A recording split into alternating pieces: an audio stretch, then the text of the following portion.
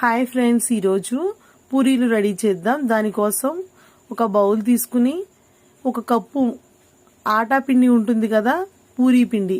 ఆ పూరీ పిండి తీసుకుని చిటికెడు సోడా ఉప్పు, మీ రుచికి సరిపడా ఉప్పు వేసుకోండి. ఉప్పు వేసుకుని చక్కగా కలుపుకోండి. కలుపుకున్న దానిలో 2 టేబుల్ స్పూన్ల ఆయిల్ పోసుకోండి. ఆయిల్ పోసుకుంటే ఏమవుతుంది అంటే చక్కగా చపాతీ ముద్ద సాఫ్ట్గా రెడీ అవుతుంది. ఇలా కలుపుకుని ఈ 3 మిశ్రమాలని బాగా కలుపుకుని దానిలో మీకు సరిపడా వాటర్, అది పూరి ముద్దలా తయారయ్యేటట్లు సరిపడా వాటర్ చూసుకుని కొంచెం కొంచెం పోసుకుంటూ పూరి ముద్దలా రెడీ చేయండి.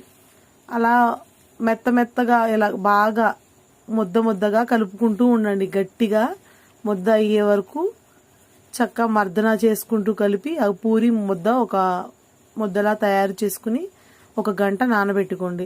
తరువాత పూరి కోసం కూర తయారు చేద్దాం. ఉల్లిపాయలు, బంగాళదుంప, అల్లం వెల్లుల్లి పేస్ట్, ఒక పచ్చిమిర్చి తీసుకుందాం కట్ చేసుకుని. ఒక బాండీ తీసుకుని దానిలో 2 టేబుల్ స్పూన్ ఆయిల్ వేసుకోండి. దానిలో కొంచెం సాయిపప్పు, ఆవాలు, జీలకర్ర వేసుకుని బాగా చిటపటలాడనివ్వండి. తరువాత కొంచెం పచ్చిశనగపప్పు వేసి వేగనివ్వండి. తరువాత కొంచెం ఎక్కువ పల్లీలే వేయండి. పల్లీలు వేసుకుంటే బాగుంటుంది, కర్రీ చాలా సూపర్గా ఉంటుంది. వేసుకుని బాగా వేగనివ్వండి. వేగిన దానిలో ఉల్లిపాయ ముక్కలు వేసి బాగా వేయించుకోండి. ఒక పచ్చిమిర్చి ముక్కలు, ఒక బంగాళదుంప ముక్కలు, కట్ చేసుకున్న బంగాళదుంప ముక్కల్ని వేసుకుని చక్కగా మగ్గనిచ్చి చిటికెడు పసుపు, 1 స్పూన్ అల్లం వెల్లుల్లి పేస్ట్ వేసి బాగా వేగనివ్వండి. చిటికెడు కారం వేయండి అంతే, పూరీ కోసం కూర కదా. ఇలా వేసుకుని ఒక గ్లాస్ వాటర్ పోసుకుని అలా పక్కన పెట్టుకోండి.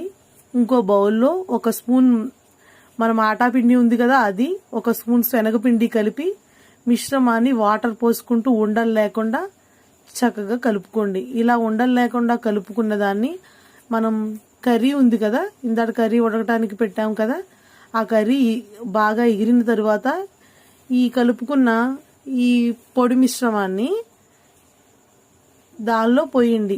కర్రీలో పోసుకుని చక్కగా ఉడకనివ్వండి. ఇలా ఒక 5 మినిట్స్ పాటు అలా ఉడకనిస్తే కర్రీ ఇంతలోకి రెడీ అవుతుంది. ఈలోపు 1 గంట నానబెట్టుకున్న దాన్ని పూరీలు చేద్దాం. ఇలా చిన్న చిన్న ఉండల్లా తీసుకుని పూరీల్లాగా ఒత్తుకోండి. పూరీలు చక్కగా రౌండ్గా చిన్నగా చేసుకోండి. పూరీలు చిన్నగా ఉంటే అందంగా ఉంటాయి, బాగుంటాయి. ఇలా చిన్నగా చేసుకున్న పూరీల్ని మనం ఒక బాండీ తీసుకుని ఆయిల్ పెట్టి హీట్ అవ్వనివ్వండి. ఈ హీట్ అయిన ఆయిల్లో ఈ చేసుకున్న పూరీని అలా స్లోగా వేయండి. వేసి 2 వైపులా చక్కగా వేగనివ్వండి.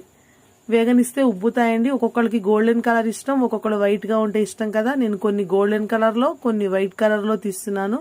ఇదిగో చూడండి, అలా గోల్డెన్ కలర్లో వచ్చినవి చక్కగా తీసుకుని ఆ ఆయిల్ అంతా బయటకు వచ్చే వరకు గట్టిగా నొక్కకండి. నొక్కకుండా సైడ్ పెట్టుకుంటూ అలా తీసి పక్కన పెట్టుకోండి.